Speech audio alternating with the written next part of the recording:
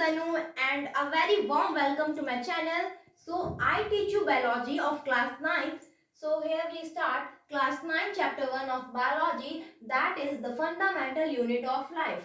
मतलब इसमें हम सेल के बारे में पढ़ेंगे. तो सबसे पहले सवाल आता है कि सेल क्या है. Cell is the basic structural and functional unit of life. Life means all living organism. All living organism इस कैटेगरी में आ जाते हैं and it is structural unit because जो हमारी बॉडी को जो भी स्ट्रक्चर प्रोवाइड होता है वो सेल की वजह से होता है and it is functional unit because हमारे शरीर में जो भी फंक्शंस परफॉर्म होते हैं वो सेल के ही कारण हो पाते हैं. ओके एंड जो सेल है वो हमारी बॉडी की सबसे छोटी यूनिट है. जैसे एक बिल्डिंग होती है वो छोटे छोटे ब्रिक्स से बनी होती है, उस तरीके से ही हमारी बॉडी छोटे छोटे सेल से बनी हुई है. तो हम ये बोल सकते हैं कि हमारी बॉडी में जितने भी फंक्शंस और स्ट्रक्चर प्रोवाइडेड है वो सेल के ही कारण है. So our next topic is discoveries related to cell. So अब सेल की बात हुई है तो डिस्कवरीज की बातें भी होंगी. तो सेल को सबसे पहले डिस्कवर किया रॉबर्ट हुक ने इन ईयर 1665. तो ये साइंटिस्ट थे, तो इन्हें बहुत शौक था चीजों को इधर उधर ऑब्जर्व करने का. तो एक ऑक ट्री था, तो इन्होंने क्या किया, उसकी बार्क ले आए और जो आउटर लेयर होती है बाकी उसको हम क्या करते हैं, कॉर्क कहते हैं. ठीक है, उन्होंने अपने सेल्फ डिजाइन माइक्रोस्कोप में उसको ऑब्जर्व किया. तो उन्होंने ये छोटे छोटे रूम लाइक स्ट्रक्चर्स देखे, ऑब्जर्व किए और इसको लैटिन में बोलते हैं सेल. दैट्स व्हाई उन्होंने इसका नाम दे दिया सेल. तो इन्होंने जो सबसे पहले ऑब्जर्व किया, तो इन्होंने डेड सेल्स ऑब्जर्व किए सबसे पहले. Okay, then Antonie van Leeuwenhoek, इन्होंने क्या किया, इन्होंने first time living cell discover किए इन ईयर 1674.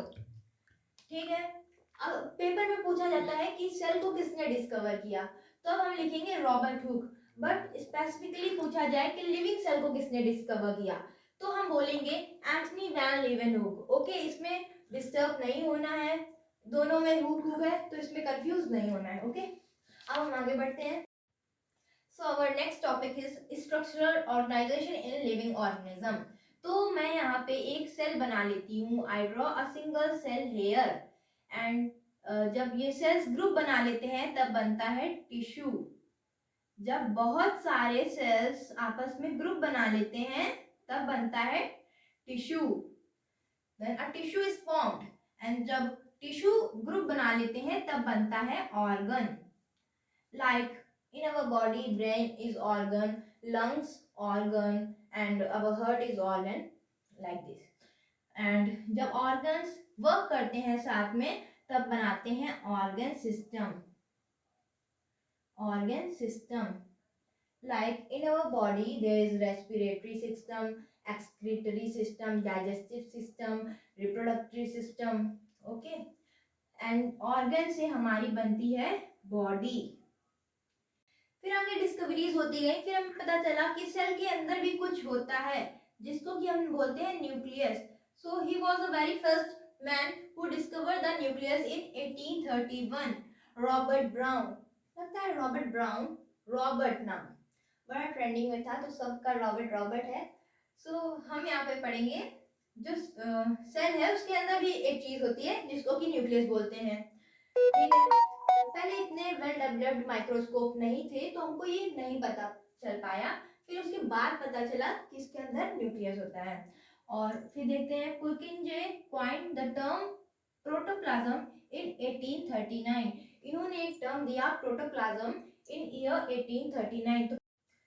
सो प्रोटोप्लाज्म क्या होता है, all living content, all living content of the cell is called protoplasm. जितना भी लिविंग पार्ट है सेल का उसको हम प्रोटोप्लाज्म बोलते हैं. ठीक है, ये सेल है, इसमें जो प्लाज्मा मेम्ब्रेन भी होती है जिसके बारे में हम आगे पढ़ेंगे, तो वो भी प्रोटोप्लाज्म के अंदर आ जाती है. मतलब कलेक्टिवली हम जो भी लिविंग पार्ट है सेल का उसको प्रोटोप्लाज्म बोल देते हैं. तो इसमें ये भी लिविंग पार्ट हो गया and nucleus of the cell. It is also the living part. So now our next topic is cell theory. So 1838 and 1839 के आसपास हमारे दो साइंटिस्ट आए, Matheus Schleiden and Theodor Schwann. I repeat, Matthias Schleiden and Theodor Schwann. So ये botanist थे. Botanist क्या होता है? जो भी पर्सन प्लांट्स के बारे में स्टडी करता है उसको बोलते हैं बॉटनिस्ट. ओके, तो इन्होंने क्या कहा कि all plants are made up of cells. जो भी प्लांट्स है वो सब सेल से ही बने होते हैं. फिर इसके बाद एक साइंटिस्ट आए, थियोडर श्वान.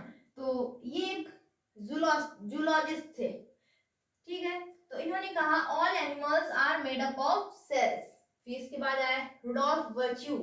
तो इन्होंने क्या कहा कि जो भी न्यू सेल्स अराइज होते हैं वो प्री एग्जिस्टिंग सेल्स से अराइज होते हैं. पुराने सेल से ही नए सेल्स बनते हैं. जो रुडोल्फ वर्च्यू थे उन्होंने अपने लैंग्वेज में एक स्टेटमेंट दी, ओमनिस ई सेलुला ई सेलुला. सो इसका मीन्स क्या है? इसका मीन्स है ये that all cells came from pre existing sales.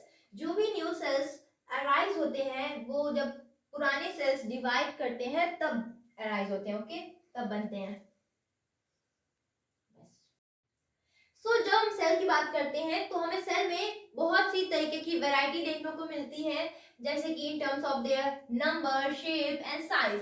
Okay, तो ऐसे भी ऑर्गेनिज्म होते हैं जो केवल सिंगल सेल के बने होते हैं, उनको हम बोलते हैं यूनिसेलुलर ऑर्गेनिज्म. जैसे फॉर एग्जांपल अमीबा में देखा होगा, पैरामीशियम, यूग्लिना, ये एक तरीके का प्रोटिस्ट है जो कि वाटर में फाउंड किया जाता है. एंड जब बात करते हैं हम मल्टी सेलुलर ऑर्गेनिज्म की, जैसे कि हम ह्यूमन, तो हमारे सेल्स जो हमारे जो बॉडी में सेल्स हैं वो ट्रिलियन ऑफ सेल्स प्रेजेंट होते हैं हमारी बॉडी में. So organism made up of more than one cell are called multicellular organism like human, plants, animals. Okay, जब हमें सेल में नंबर्स में वैरायटी देखने को मिलती है तो अब हमें जो शेप है सेल का उसमें भी वैरायटी देखने को मिलती है. अब जरूरी नहीं कि हर ऑर्गेनिज्म है जो उसमें ऐसा ही सेल हो, ऐसा गोल सेल हो, जरूरी नहीं है. अब देख लो हमारी बॉडी में, ह्यूमन बॉडी में मसल सेल होते हैं, रेड ब्लड सेल होते हैं, वाइट ब्लड सेल्स होते हैं, और हमारे ब्रेन में जो नर्व सेल होते हैं, तो सबके डिफरेंट डिफरेंट शेप्स होते हैं. अब जैसे ये ब्लड सेल्स हैं, ओके, और ये मसल सेल है. अब देखो ये लास्ट एंडिंग पॉइंट से पॉइंटेड है. अब यहाँ से ये पॉइंटेड है एंड ये बीच से इलोंगेटेड है. तो डिफरेंट डिफरेंट सेल्स के शेप हो सकते हैं. अब जैसे ये ओवम है, ये एक्स सेल है, तो ये स्फेरिकल होता है. ओके, स्फेरिकल होता है. तो हम बात करते हैं सेल साइज की. अब हर ऑर्गेनिज्म में सेल साइज डिफरेंट डिफरेंट होता है. जैसे प्लांट सेल में अलग साइज होता है, एनिमल सेल में अलग साइज होता है, एंड बैक्टीरिया, अमीबा, इसमें अलग अलग साइजेस होते हैं. And there is lots of difference in a variety of size also. So जो वर्ल्ड का सबसे स्मॉलेस्ट सेल है, स्मॉलेस्ट सेल, उसको बोलते हैं माइकोप्लाज्म. ये एक तरीके का बैक्टीरिया होता है. ठीक है, और इसको हम पीपीएलओ भी बोलते हैं, जिसका फुल फॉर्म है pleuropneumonia like organism. Okay, and world का सबसे largest living cell is ostrich egg. ये वर्ल्ड का सबसे बड़ा सेल है, that is ostrich egg. Okay, this is clear.